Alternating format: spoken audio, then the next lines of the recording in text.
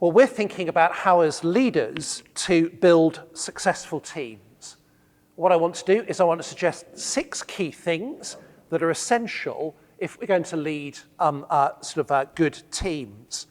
I'll introduce those 6 things, and then that will leave us with plenty of time, hopefully, for discussion and for questions at the end of this time. So these are 6 things that over the course of my ministry I've found crucially important to building successful teams. The first of those is to be committed to teamwork. If you want to build successful teams, you have to first of all be committed to teamwork. That teamwork is the way that ministry is meant to be done, and it's the best way that ministry is done. You won't build successful teams if in the end you are an individualist who doesn't believe that teams are crucial. So if as a leader you don't believe in teams, you're not going to build successful teams. So a commitment to teams is absolutely crucial. I think we ought to have that commitment to teams because that seems to me the biblical model for how ministry is done. The way that God's work is accomplished and done is through teams. Just think about, for example, creation. When God created mankind to fulfill his purpose of filling and subduing the earth, what did he create and establish? The answer is a team. He created Adam and Eve, not just the first man, but the first man and woman and marriage. Because the work God had to be done could only be done as a team.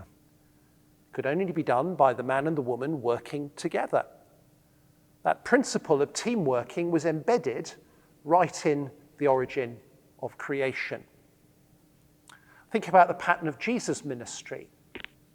How did Jesus seek to bring about the kingdom of God? Well, he started to form a team. What did he do? He chose and he gathered disciples and formed them together to form a team. In fact, he made multiple teams. The team of the 12 apostles, the team of the 72 disciples. Jesus' ministry was all about team making. It wasn't because he knew that the work of the kingdom would need to be done afterwards as teams. What did the apostles do as they began to establish the church? And it grew and ministry expanded. Well, they established teams.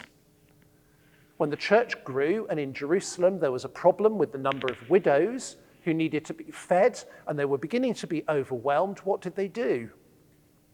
They established a team of 7 people to do that work. How were local churches led? Well, when local churches were established, leaderships were appointed, and the leaderships were plural elderships. The local churches had teams who led them. How was the work of church planting done? Well, when Paul went out to plant churches and undertake his gospel mission, he didn't do it on his own. He always did it as part of a team. If you read the New Testament, we read of the people who were with Paul and working with Paul. He had an apostolic team that was with him. In fact, when we read Paul's letters, many of them are in fact jointly written. Even the letters were written by a team. Paul and Timothy, Paul, Timothy, and Silas. So here's the pattern. Ministry is done by teams. But I think it's difficult to find examples of ministry done simply by individuals. And that should not surprise us, because there's a sense in which we might say that God himself is a team. This reflects the very nature of God. God is one God, but 3 persons, Father, Son, and Spirit. And in the work of creation and the work of redemption, the persons of the Trinity work together in perfect cooperation to accomplish the purpose. It's not surprising that at a human level, team is the way that ministry is done. So I think first and foremost, we need to be committed to team. That is the best way for the work to be done. It's the biblical way for the work to be done. Now, as the leader of a team, that's the very opposite of acting simply as an individual. It means that we need to be willing to put our energy and our time into building the team, to be committed to establishing teams, because that will enable more ministry to be done, and it will enable ministry to be done in a better way. Inevitably, as leaders, that means we end up spending more of our time investing in the team than in doing ministry directly. I've certainly found that as I've grown teams, you end up doing less frontline ministry, but more time investing in the team.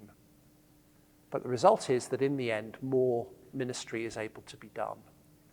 So I think if you want to build successful teams, you have to be committed to team working.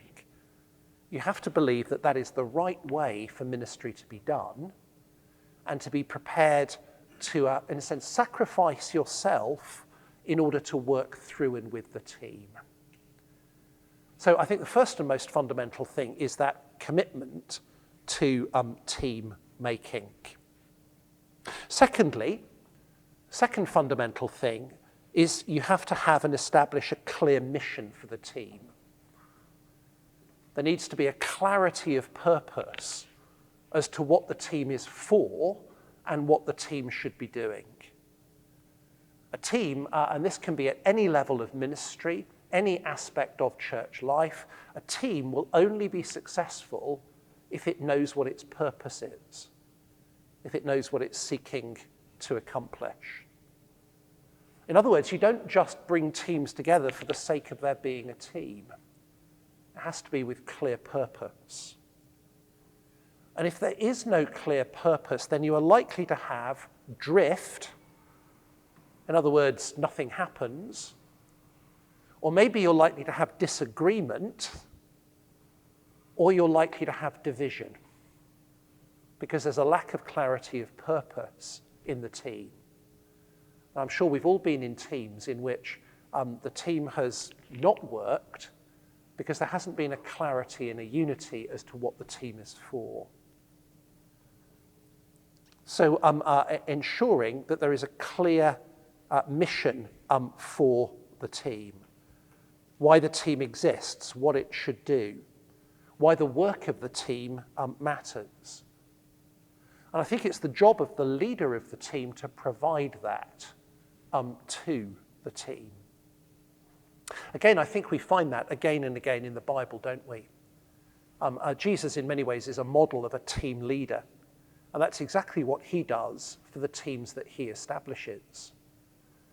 He gathers people to work together, and he gives them a clarity of purpose and a mission. So when Jesus gathers his disciples and sends out the 12, or when he sends out the 72, he gives them clear instructions as to what they're to do. They have a clarity of mission. In fact, in the sense, the church is his team as a whole. And when he sort of gives his disciples the Great Commission, he's giving them a clarity of purpose. This is what you're to do. Go and make disciples of all nations, teaching them to obey everything that I've commanded. A team needs a clear sort of purpose in order for it to be held together and to work successfully. Well, a third thing that is needed for successful teams is to recruit the right members for the team. So it's essential to recruit the right people to be part of the team. And that might involve a number of aspects. It needs the members of the team to be committed to the mission of the team. So if there's a clarity of a mission, then you want the members of the team to be people who share that mission, who want to fulfill it, who want to be part of that purpose. And it's the job of the leader to be able to bring together the right people to be able to accomplish the mission of the team. Now, the strength of a team is the complementarity of diversity. That's the strength of a team. The strength of a team is the complementarity of diversity. Having a team recognizes that no individual has all of the skills that are necessary to undertake the mission. The idea of a team recognizes that the whole is greater than the individual parts. The essence of a team is that there needs to be a unity of purpose, but there needs to be a diversity of persons and gifting to enable that purpose to be accomplished. This, I think, is exactly what's seen in the illustration of the body, the idea of the church as a body. That's the image that's used in 1 Corinthians chapter 12 to 14. The key idea of the body image is that the church is made up of parts that are different. But the work of the church is done by all of those parts functioning together. And the crucial points that Paul makes about the body of the church in 1 Corinthians chapter 14 to 15 is that all of those different parts are needed. That actually the work of the church can only be done by all of them being together. So he says, for example, what would be the use if everybody were an ear? The body wouldn't be able to fulfill its function. So there's no point one part of the body saying, because you're not like me, I don't need you. Feet, we've decided they're not necessary. Well, what would happen to the body if feet were excluded? Now, actually, Paul uses that illustration of the body, which was common in his day. Actually, we could make exactly the same analogy from a team, couldn't we? Take a sports team, like a football team. What would be the use of a team if every member of the team were a goalkeeper? You're not going to win, are you? Or if every member of the team was a striker? You're probably not going to win. I mean, it's just a sort of a principle that it's the diversity working together that is the strength. And that's crucial to teams. So teams don't need to be groups of people who are identical. Actually, the strength of a team is to have a diversity which enables the mission to be accomplished. So when we're seeking to recruit members to a team, we don't just need people who are committed to the mission, but we need a right diversity of people that will enable the mission to be accomplished, that will bring together all of the skills and the gifts that will be needed to undertake the purpose. It means we need a diversity of skills, a diversity of personalities. And one of the crucial tasks is to build teams that have that diversity, that recruit the breadth that is necessary for undertaking the mission. I think one of the challenges in team leadership is, as leaders, we very often like to choose people who are just like us, because we actually find them easier to work with. And deep down, we think that everybody needs to be like us, because we think we do it best. Whereas actually in successful teams, what we need to recruit the people who will most complement the team and will enable it to be as effective as possible, which might mean recruiting people who are very different to us, but who are complementary. So when we think about recruiting people into a team, we need to be thinking about the needs of the team as a whole. Where is the team weak? Where is the team strong? We need to be trying to achieve a balance so that there's unity in mission, but there is a diversity. which means looking to the different gifts that people might have, wanting a right spread of gifts for the team. So the things that we need to look for, I think, particularly are gifting, but also character on the part of team members. The Bible would tell us that those are the two things that are absolutely essential. So we need to seek to recruit and draw people into the team with the right gifts and the right character so that they'll be able to undertake the mission. We see that a number of times in Scripture. Again, think about Jesus recruiting his disciples. One of the things that's striking about the disciples and the apostles is how different they are. They're not all the same. Some of them are kind of successful businessmen, running and owning their own business. That's the fishermen. They own boats. They're part of a business operation. That's where they're coming from. He recruits a tax collector, someone who's been kind of working with the occupying forces. He recruits a zealot, somebody who's completely the opposite in his kind of way of thinking. You have someone like Peter, who is characteristically short-tempered and an activist. You have someone like John, who seems to be more reflective.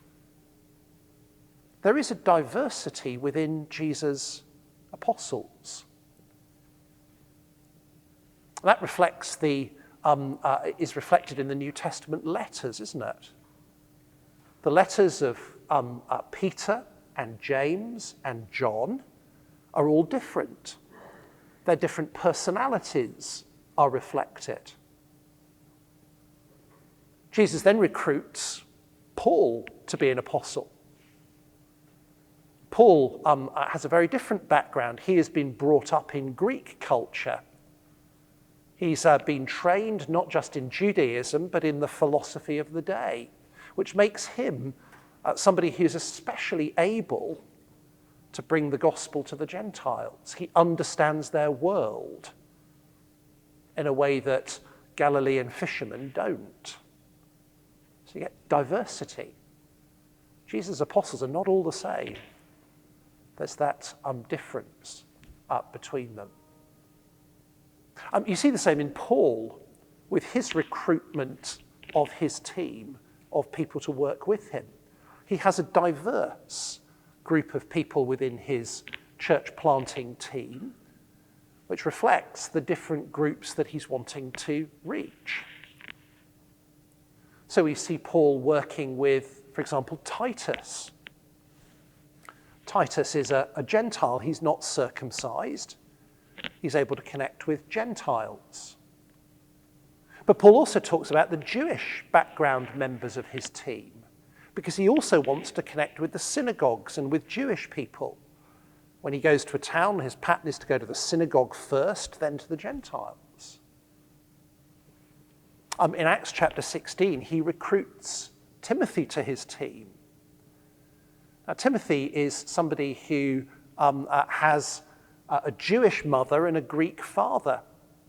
He's essentially mixed race. And the reason why Timothy is so important is he can connect with both groups. So there's Paul recruiting diverse people. The reason is so that his mission can be better accomplished. So in recruiting our teams, we want to bring in that appropriate diversity, united in the mission. But the New Testament also stresses the vital importance of character. I think one of the mistakes that we often make in recruiting to our teams is not emphasizing the importance of character. Sometimes we can focus only on the gifting or enthusiasm because we're thinking about what will get the job done. But the New Testament says character is absolutely essential. And I think many of the mistakes and difficulties we have in our teams are often because we've recruited somebody on the basis of their gifting, but we've not paid attention to their character. And the reason why that is so important is in a team, you have to relate to the other members of the team. And character will enable you to relate well and work well with others. We see this particularly in the New Testament when it speaks about recruiting for church leadership. So in 1 Timothy and 1 Timothy chapter 3, Titus chapter 1, Paul talks about the criteria for being an elder. Who are the kinds of people you should recruit for team leadership in the church? And yes, they have to have a certain gifting, but the emphasis is more on their character. They have to be people who are mature in the faith. They have to be those who have demonstrated that they are loyal and faithful to their commitments. So if they're married, that they've been faithful to their spouse. They have to be those who demonstrate self-control in their lives, that they're not given to fits of temper or excess or indulgence, drunkenness. In particular, they have to be good at relating to people who are difficult. They have to be gentle in their ways of dealing with others. All of those character qualities will make them good members of a team, relating well to other people. If you have somebody in a team who's not self-controlled, who's quick-tempered, who's not faithful and doesn't do what they say, the team's going to have real difficulties. And these kind of instructions say that character is crucial, and it needs to have been tested character. It needs to be character that's been demonstrated. And the two places where it's demonstrated are in the life of the family. That seems to be hugely important, but also in reputation with outsiders. So the church is to look for people to come into the leadership team who have a godly character. We see the same in Acts chapter 6, where the apostles say to the church, recruit the people to come and organize the food distribution to the widows. The apostles don't say to the church, pick the people who are going to be really good at organization and are going to work out how to kind of get all this food to everybody. It says, choose people who are filled with the Spirit, who've got the right character. In actual fact, that work of feeding the widows in the church was a really sensitive issue. It was basically to do with dealing with an ethnic conflict in the church. It was about racial reconciliation between the kind of the Hebraic kind of Jews and the Greek Jews and their widows. So it required real sensitivity. So therefore it required people of spiritual maturity. It wasn't just an organizational job. So recruiting to teams and making sure that we have the right people, the complementary diversity with gifts and character. And as the leader of the team, that responsibility often falls to you, to set the criteria for who should join the team, to be spotting the people to join the team, to be persuading people to join the team. It's often the leader's responsibility. Well, fourthly, a fourth key element for successful team leadership is that the leader equips the team. You need to equip the team for its ministry. In other words, you shouldn't assume that when people join the team, they know everything they need to know to be able to do the job. It's the job of the leader of the team to be equipping the members of the team so that they can do the job that they're called to do and do it even more effectively. It's the task of the leader to ensure that the team has everything necessary in order to undertake the task. So you equip the team not just by appointing the right people, but continuing to invest in them as they serve on the team. And again, I think in the Bible, we again and again see Jesus doing this. Jesus is a model of a great team leader in that he keeps equipping and investing in those that he's drawn into ministry. We see Jesus providing for their needs. He makes sure that the team's needs are met. One of the most interesting little bits in the Bible is when the disciples are gathering for the Passover, for the Lord's Supper. Jesus says to the disciples, go into the town and you'll find a man and tell him the master needs his upper room. I think what's going on there is Jesus has already prepared for this room to be available for his disciples. He's kind of undertaken for them as the leader. He's sorted it out. He's kind of provided for his team. And he keeps training them. He keeps training them and investing in them. He keeps reminding them of what the mission is. He keeps telling them what it is that they need to do. The whole of Jesus working with his team is also training them for their mission. And actually, Jesus trains them again and again and again. He just doesn't think when they've heard it once, they've got it. It's a great mistake a team leader makes, is to think that because I've told them once, they've now got it. Actually, all the evidence from management theory says you have to tell people things multiple times before they've really understood it and made it their own. That's what we see Jesus doing. He keeps telling the members of the team the same things. What their mission is to bring about the kingdom of God, the fact that he's going to go to Jerusalem, to go to the cross, that's the way that he's going to do it. They only gradually get it because he keeps repeating. If you're a team leader, very often you're a pioneer or a creative person.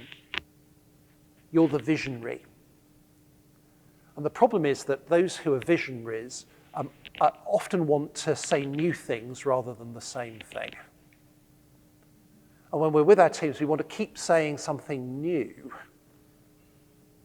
And that can actually be really difficult for the team because they never really know quite what you're saying. We need to learn to keep training in the same things. That builds up the team. And Jesus trains by giving them small things to do before big things. So he doesn't just simply send them off to do the big thing. He gives them small things to do in order to train them so they'll be equipped for the big thing. So he sends the 12 on a mini mission, the 72 on a bigger mission, and then eventually he gives them his Great Commission. But he's trained them by giving them small things before he gives them big tasks. Again, that's really helpful in leadership of teams. And the other key thing about how Jesus equips his team is he leads by example. He doesn't just teach them, he also shows them. They learn by being with him and watching him and by him demonstrating. So in the end, Jesus does not ask his disciples to do anything he doesn't do himself. He shows them the way. And very often in our teams, that's the way that we equip people, not just by teaching them, but by showing them. And our teams are formed and equipped by what they see in us and what they see us doing. If there's an inconsistency between what we say and what we do, the team will listen to what we do more than what we say. So equipping the team, I think, is a crucial role of the leader. Providing for our team's needs, training them in their task, helping them to undertake small tasks before big tasks, and setting them an example. And that covers every area of what's needed for their ministry. We need to be concerned for our team's personal spiritual health, their work with the Lord, their membership of a local church. We need to be concerned for the specific gifts they need for the task they're undertaking. That if they need training, extra skills, we make sure that they get that training and extra skills. We don't ask things from them without also providing the training. We need, in part of our equipping, to help them evaluate what they've done. Again, when Jesus sends out the 12 and 72, when they come back, he gets them to reflect on what's happened. He asks them, what have you learned? What have you experienced? He helps them to evaluate and learn from what's taken place. So equipping the team. Fifthly, encourage the team. Encourage the team. It seems to me that encouragement is very often a neglected emphasis in Christian ministry. And as leaders, it seems to me that it's vitally important that we provide encouragement to those who are working hard with us in ministry. It's easy, particularly if we are driven people of high capacity and we're experiencing the loneliness of leadership, we kind of think people don't need encouragement.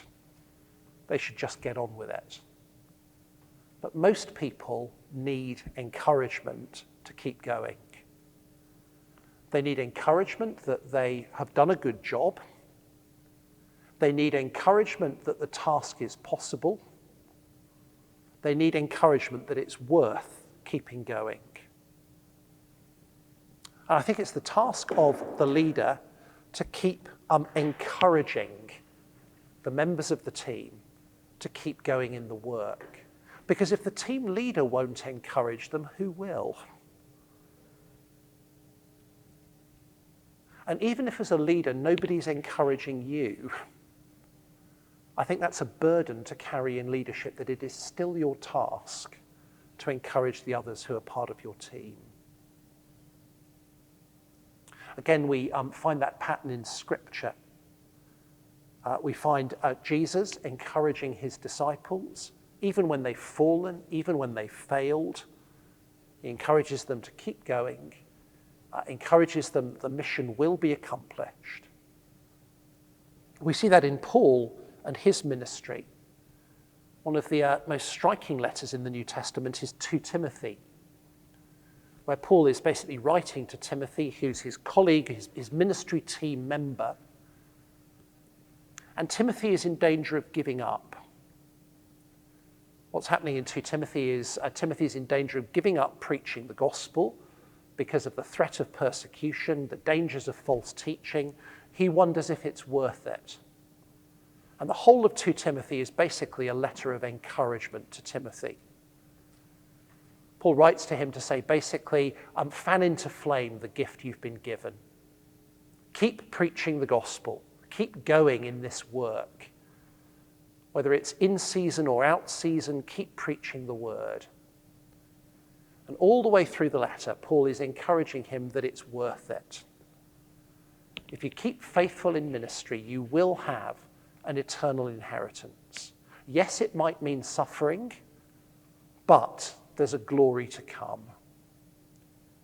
And 2 Timothy is a model of encouragement to a team member who's in danger of giving up. And I think that's something that we need to bear as our responsibility if we are leading teams. We want our teams to feel encouraged. We want them to feel that their work is worthwhile. We want them to feel that the task is possible, so that they are willing to persevere. And in the end, I think if we don't provide encouragement, people will leave our teams. Nobody wants to work in a sustained way in an environment in which they're not receiving encouragement for what they're doing. And if our teams are teams from which people are regularly leaving, it may be because they're not getting the encouragement that they think they need. So as leaders, we need to be encouraging the members of our teams. That's one of the ways that we show that we appreciate them. And lastly, and sixthly, final key thing is to resolve problems that arise in the team. As the leader, it's the leader's responsibility to resolve problems that arise in the team. It's easy to have an idealized version or view of teams and how they work, but we live in a fallen world and we're fallen people, and so problems will arise in teams. There will be disagreements, there will be falling outs amongst the members of the team. And it's the job of the leader to seek to resolve those problems. Because again, if the leader doesn't resolve them, the problems are only going to become worse and they will become destructive of the teams. Very rarely do problems solve themselves and go away. They usually become harder and more difficult. Again, we see this pattern in the ministry of Jesus. We see problems developing within his team. The disciples begin arguing with each other about who's the greatest. Who's going to get the top jobs in the kingdom when Jesus comes? The team is breaking up. When James and John asked Jesus for the top jobs in the kingdom, and the other disciples find out, they're all angry with them because they think maybe they've missed out on the opportunity of getting the top jobs. But you're going to end up with significant division that needs to be addressed. And so Jesus teaches them and rebukes them and tells them sort of what their relationships should be like. The disciples argue with each other, but Jesus resolves it. Perhaps one of the biggest examples of a kind of a dysfunctional team or a team breaking down is the disagreement between Paul and Barnabas. Remember, Paul and Barnabas have been real colleagues in ministry. They've worked together. They've been on a kind of a missionary journey. And they're planning what to do next. And they have a falling out over whether to take John Mark with them. He seems to have kind of let them down on a previous missionary journey. And Paul doesn't want to take him, and Barnabas does want to take him. It's a big division in the team. Again, it needs to be resolved. Now, in this instance, it's resolved by the team splitting, them effectively going their separate ways, recognizing that it's no longer possible to work together. And sometimes there might be such a problem and such a disagreement within a team that is the best solution. That somebody leaves or that the team divides. Now, on the outside, you might look at that and say, well, that was a failure. In actual fact, in the goodness of God, what it ended up with was 2 missionary teams and the work kind of expanding. Might not be the way you choose for that to happen, but that was the result, and we read later in the Bible that there was clearly reconciliation between those who had been involved. But there may be all kinds of difficulties and problems that arise within teams as people disagree over the vision, disagree over the way that things should be done. Maybe they don't get on with each other and find it hard to work together. Some of it may simply be personality. Some of it may be sinfulness working through. But it's crucial that the team leader takes responsibility in order to solve the problems in the team. So some common problems that arise in teams that we regularly encounter are people, in a sense, sort of thinking that they are more important and more valuable than other members of the team. So some members of the team think they're more important, more crucial than others. It may well be members of the team who sort of set an impossibly high work rate for everybody else, and they think others simply don't match up to that. It may be that there are people in the team who are lazy and simply don't do what's needed. They rely on others to do the work and they hang back. It may well be that in a team, because the work has grown and because sort of the level at which the team is operating has increased, somebody doesn't have the gifts to be able to step up to the new level of responsibility.